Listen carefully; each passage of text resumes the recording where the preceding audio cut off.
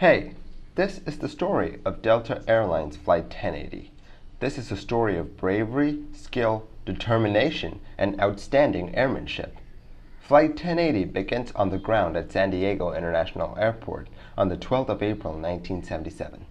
Today they were flying a Lockheed L-1011, a plane that was regarded by many as the future of aviation.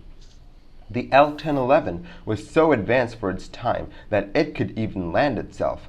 The plane was a trijet, as many long-haul planes were back then.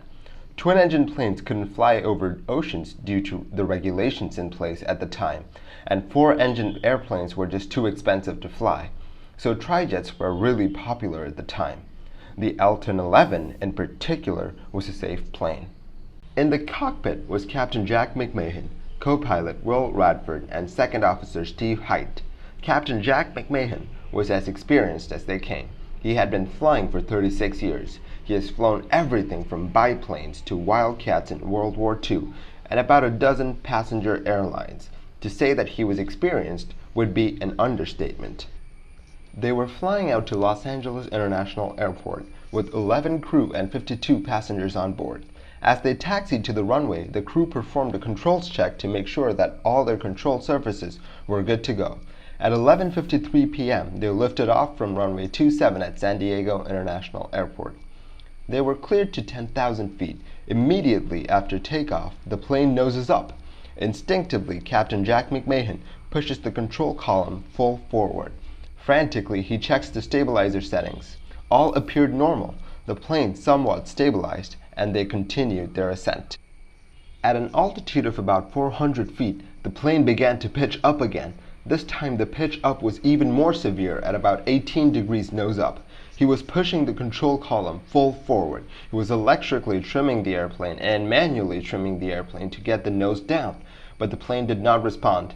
The L-1011 was built to be safe. It was packed full of tech, and the plane had 4 redundant hydraulic systems. The captain wasn't overly concerned at this point. He assumed that the flight engineer would be able to sort out the issue as they went along. In an effort to fix the pitch up issue, Captain reset all the trim switches. Just to be sure, he had Steve Height check the circuit breakers for any problems. Still, they could not figure out why the plane was pitching up. By 3,000 feet, they had gone through all the emergency procedures that they had to fix the issue, but nothing worked. They were in uncharted territory now. All the while, both pilots were pushing down on the control columns in an effort to keep the plane's nose down. But despite their best efforts, the plane continued to pitch up and lose speed. They were about to stall. To quote the captain, "Suddenly I had the horrifying realization that the loss of the aircraft was imminent. It appeared that the aircraft would enter a stall and, having no control over pitch to effect recovery, crash into the ocean." The captain was in a tough position. His plane was slowly slipping away from him, and the time to react was slowly slipping away as well. In his mind, he knows what's going to happen if he doesn't react. The plane was going to stall, roll to the left, and descend vertically into the clouds. At night, over water. A grim picture indeed. They say that accidents happen in threes. A week ago, a Southern DC-9 had crashed, killing 68. A week before that, 2 jumbo jets collided at Tenerife, killing 583. The captain thinks to himself, "My God, we're number 3. He is doubtful that they'll ever make it back alive. His mind is still racing. He thinks, if they were to crash, no one would ever know what really happened. Just another pilot who got disoriented as he took off over a dark sea on a dark night. As a pilot, he had read many a report that had exactly that to say. He could be the next report. But Captain McMahon wasn't going down without a fight. He was going to see this to the end. To quote him again, "Wait just a minute. As many night overwater takeoffs and landings as I have made, we may lose this aircraft, but it won't be because we were not hanging in there, and it won't be because of pilot error." He knows that he needs to get the nose of the airplane down to gain airspeed. The engines are at takeoff power, barely keeping the plane airborne, and his pitch controls are inoperable. He did the only thing he could have. He grabbed the throttles and pulled back power. In conventional scenarios, this would be suicidal.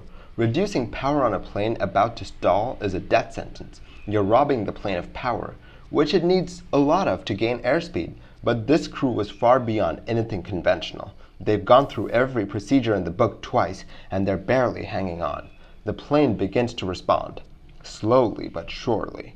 He increases power on engine number 2, the one on the tail, staggering the throttles to a position where the left engine was producing more power than the right engine and the tail engine at max power. The plane began to stabilize. The nose was still up 20 degrees, and they were pushing down on the columns with all their might, but the plane was flying. They were at 9,500 feet and climbing slightly. The danger of stalling had subsided for now. They were supposed to level off at 10,000 feet, but they shot right through that. Now they had a new problem. If they couldn't arrest their climb, eventually they'd just climb to 30 or 35,000 feet, lose airspeed, and come crashing right back down.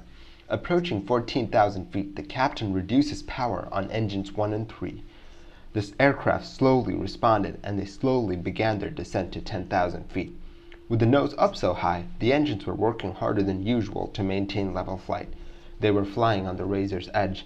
Too fast, they'd climb and stall out. Any slower, and they'd just drop from the sky. They went over all the emergency procedures again just to be sure. Nothing still worked. The captain asked the cabin crew to seat all passengers in the first few rows of the plane to get the nose down. When you're this desperate, every little part counts. Now they had the plane under control and weren't in any immediate danger. Riding the throttles, the captain got the plane to stabilize at 10,000 feet. The question on everyone's lips was, where do we land?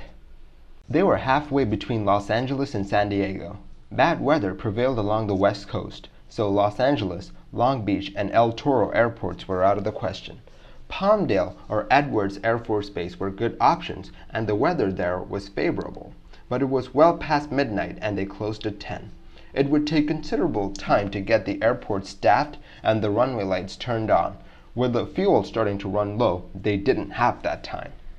Las Vegas and Phoenix were next on their list, but with the mountains in their way and the very real possibility of turbulence, they crossed those off the list too. There was no telling what turbulence would do to a plane this crippled. With their hands tied, they decided to head for Los Angeles. Los Angeles had a lot of airspace to maneuver, and runway 6 right had a straight-in approach. They asked the tower for an 18-mile straight-in approach onto runway 6 right. They had decided on the where, but now they had to decide on the how. How would they get this multi-ton airliner that they could barely control on the ground? A normal landing was out of the question. The captain worried that the plane would just float along the runway on a cushion of air and eventually crash at the end. Moreover, flaring the airplane, the captain worried, would cause the plane to climb uncontrollably and then crash onto the runway. A flare is a procedure done by pilots to soften landings. Right before touchdown, they usually pull back just a bit so that the touchdown is smooth. This is why the crew elected for a straight-in approach to runway 6 right. This takes them over the water. If something were to go wrong, they wouldn't be putting anyone at risk. Runway 24 was an easier approach, but they chose 6 right. Captain McMahon thought to himself, if we lose it over the ocean. Slowly, in an attempt to prepare the plane for landing, the captain extended the flaps, bit by bit. They had no idea how the plane would react. For all they knew, extending the flaps might send them careening into the ocean. At 4 degrees, the nose dropped down slightly.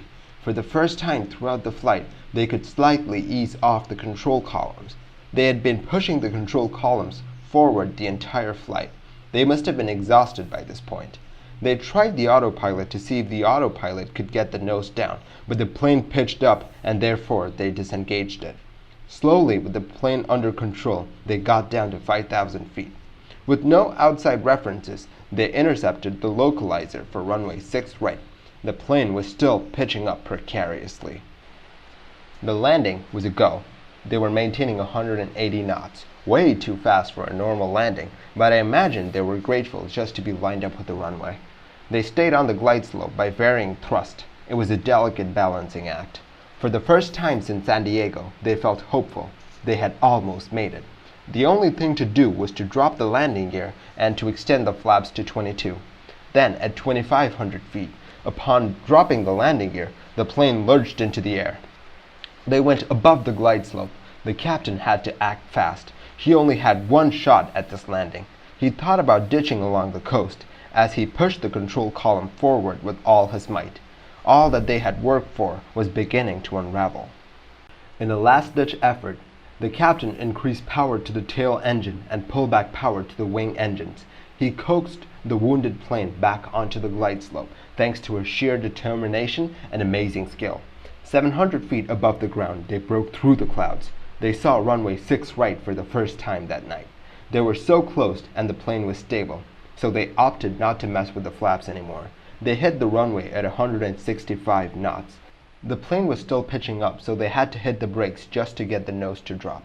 Co-pilot Radford reads out the speed: 130, 120, 110, 100, 90, 80, 70, 60 knots. Thank God, he says. They were coming to a stop. The tower comes on and says, "Well, Delta, 1080, everything okay?" To which the captain replied, "Tell them we're all right. We'll take it to the gate." Against all odds, the crew of Flight 1080 had flown a plane without its most basic control surfaces, and they had won. An investigation revealed that the left elevator had jammed in the up position, which caused the plane's nose to pitch up. Water from all the rain and fog that the plane flew through had collected inside the tail and had corroded a bearing. The corroded bearing broke as the crew performed their pre-takeoff checklist. The crew performed admirably. This could have just as easily been a disaster. They handled this so well, in fact, that they had a customer complain about the delay getting into Los Angeles. Captain Jack McMahon, co-pilot Will Radford, and Second Officer Steve Height, you have my respect. Researching this episode was a lot of fun, but I understood that not a whole lot of people know about this incident, which is what prompted me to make this episode. Such an amazing feat of airmanship deserves to be remembered.